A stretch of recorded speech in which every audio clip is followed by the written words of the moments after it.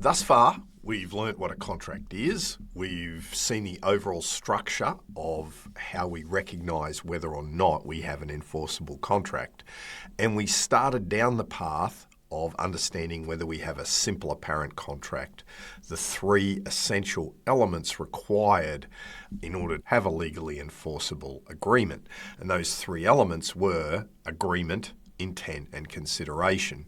Now, within agreement, we started looking at this idea of a meeting of minds and having an offer and an acceptance. And we started by defining what an offer was, and then we started to look at some things that an offer is not. In the last video, we were looking at how an invitation to treat is not an offer, but rather an offer for you to make offers. Anyway, in this video, we take this a bit further. And what we're going to look at are some further dimensions of offers. So in addition to an invitation to treat, something that can look like an offer but isn't an offer is when someone responds to a request for information. What do you mean by this? Well, the case that we have here, Harvey and Facey, is a great example. It goes back quite a way to where there were telegrams. And one party telegraphed the other, what's the lowest price you would sell Bumper Hall Pen, I think it was, the name of this property. What's the lowest price you'd sell this property for? And the other part responded with the lowest I'd sell it for is £900. And the first party said, okay, I'll take it. But the second party here says, actually, don't want to sell it to you. So the issue was the statement that they would sell it for £900 and offer to sell for £900. And I think you can tell from the way I've phrased it that the court said, no, it isn't. And the question becomes, why not? Well, remember where we come back to the first principles of contract and this idea that we need a meeting of minds. Now, just because someone says that they're willing to sell something at a price or buy something at a price doesn't mean that they're willing to sell it to you or to buy it from you. So there's no agreement between the two. Obviously, it's highly contextual. You'd have to look at all the facts about what's going on. But just providing information on a sale or purchase is not necessarily an offer. Think of it this way. You go in to buy a car and you see a model exactly like you want. You go to the salesperson, how much is the car? And they respond and go, oh, we sell these for $40,000. And you go, take it. Imagine if their statement, we'll sell this car for $40,000, was an offer and you said, I'll take it, then you'd have a contract. Offer and acceptance. Contract would come into play there. That would be the crystallization point. But imagine they've already sold that car and they were just giving you information. They never really wanted to sell that car to you. They'll get you another car later, but it might be in 6 weeks' time when you don't want to wait that long. Can you see the problem? That's why responding to a request for information is not actually an offer. There's no true meeting of minds. Harvey and Facey.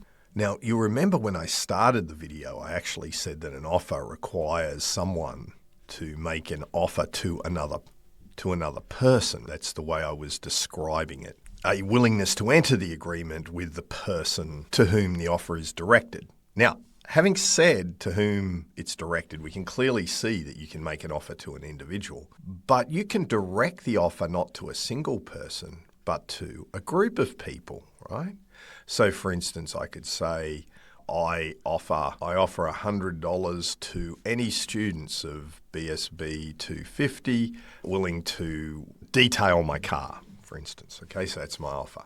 So any students of BSB 250 could accept that offer. Note, students from other subjects at the university can't, because my offer is directed to a very specific group. And then finally, it is possible to make an offer to the world at large, right? Which basically means that you're making an offer to everyone in the world. Geez, I can't draw the globe, can I? But you get the idea. You can make an offer to everyone in the world if you'd like. Now, people don't often make an offer to the world at large because they can't control who's going to accept. If you had lots of people accepting, that could be a real problem for you. So we tend to see this kind of offer occur where acceptance is performance. And really a way to think about this is a reward is a great example of an offer to the world at large. Why? Well, just say you've lost your cat and you offer $100 to the first person to return your cat to you. Now, you control the offer in a way because there's only one cat, so only one person can accept, and you're only going to be liable for $100. If you said, I'll give $100 to anyone who brings me a coffee, and you had 100 people bring you a coffee, then you'd owe them each $100. That's the problem with offering to groups. But when you have something very specific, you want the return of your cat, then an offer to the world at large works. Anyone who brings it in, and if the reward's large enough, you get a lot of people looking for your cat.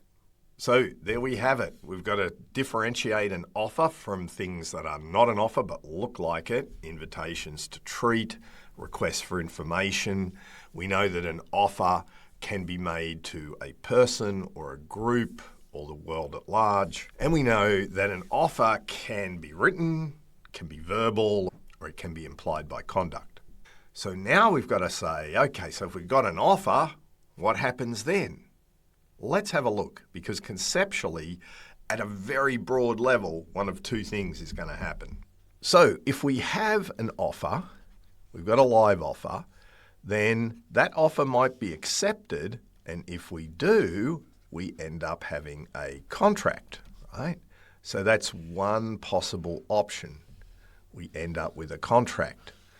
Or that offer will eventually be terminated. Now, technically, acceptance terminates it and results in a contract.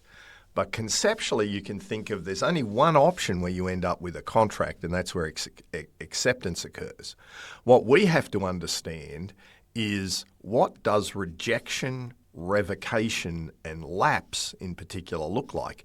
Because if an offer is rejected, revoked, or lapsed, then there's no contract. And in fact, the offer, really importantly, the offer is dead. Okay. So it can't be accepted anymore. It is terminated. So in each case, the offer is terminated at the end of these events. If I offer to sell you my land and you accept, I can't offer to sell that land to someone else because the contract's there. I've got nothing to offer.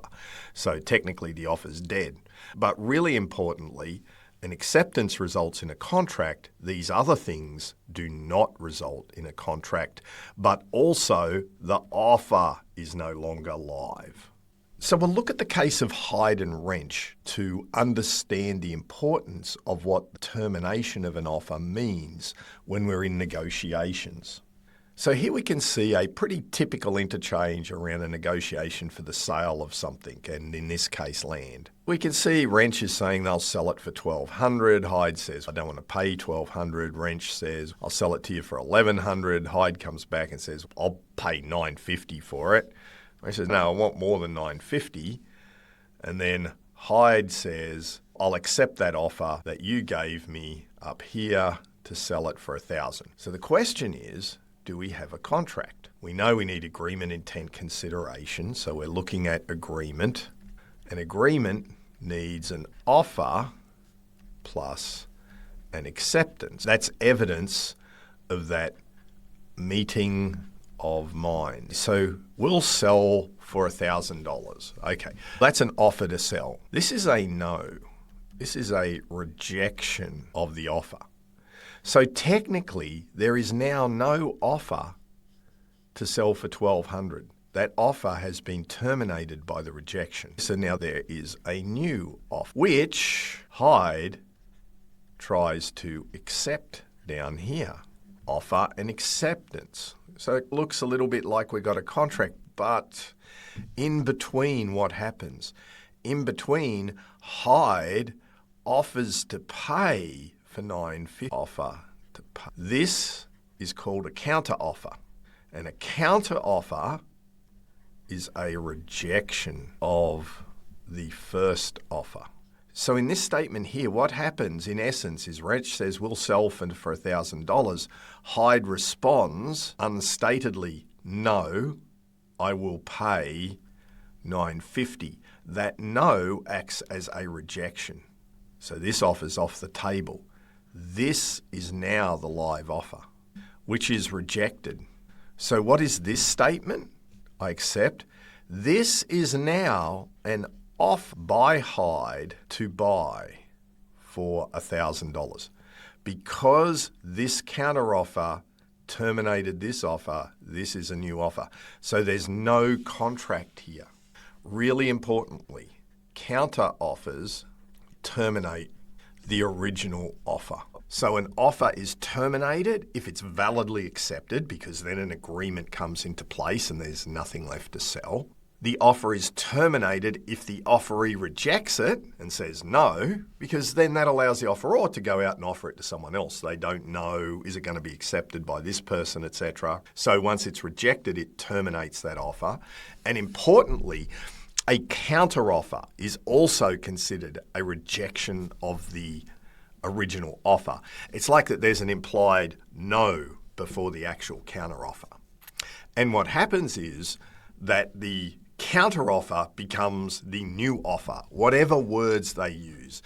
Even if they say, I accept your $1,000. Well, no, it doesn't matter what words you're using, that is actually an offer. So understanding is an offer live in an exchange, in a negotiation, is an important component of establishing whether or not we've got agreement. And there's two other specific circumstances that we need to have a look at: revocation and lapse. So if an offer hasn't been accepted yet, the offeror, the person making the offer, can revoke it. They can take an offer back. To be effective, a revocation must be brought to the notice of the offeree before acceptance, right? So the offeree must know that it's been revoked. I won't go into the technicalities, they can learn of that indirectly, but the offeree must know that it's been revoked. You can't revoke after acceptance, and you can revoke it even if you promise to keep the offer open. So if you said, I offer to sell my car to you for $200, I won't sell it to anyone else till Friday, so you have time to consider the deal. In this case, if it's Monday when I do this, on Monday I do this, and then just say on Tuesday I revoke my offer, well then, there's nothing you can do. I'm allowed to do that. Even though I've promised to leave it open, I'm allowed to revoke it. And in fact, I'd go even a step further. If on Tuesday, instead of me saying this, you found out from a reliable friend that I had sold it already, I would have revoked the offer because you've heard about my revocation indirectly.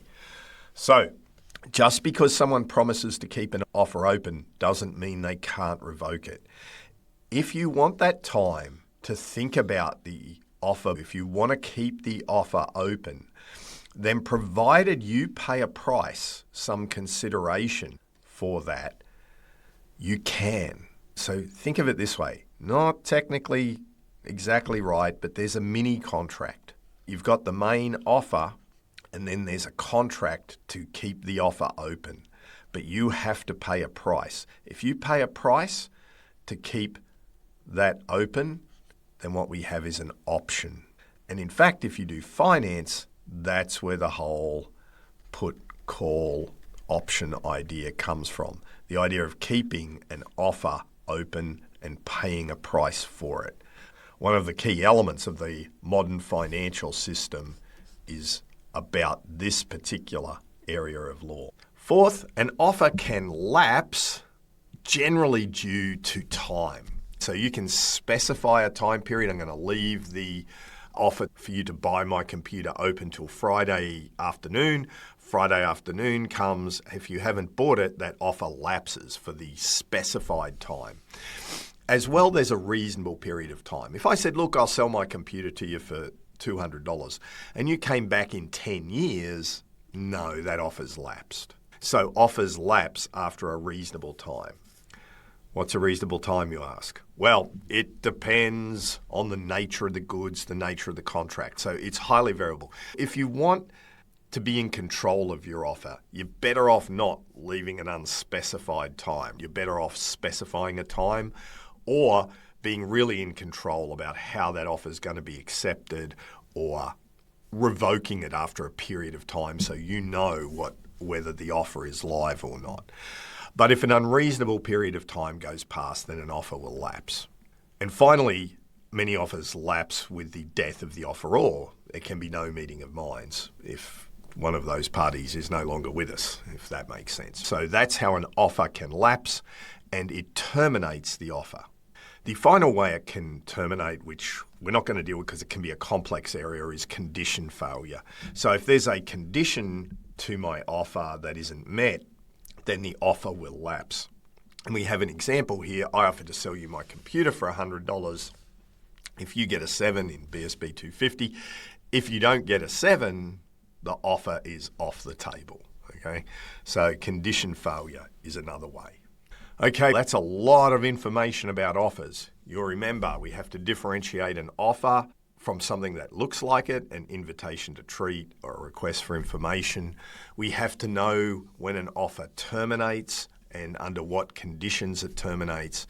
It terminates under acceptance when an agreement comes into place, but it also terminates by rejection, by counteroffer, by condition failure, by lapse, by revocation. That helps us understand whether or not a contract is formed, particularly during periods of negotiation where there can be lots of communication, and determining precisely where, when, and if at all any acceptance or agreement has taken place.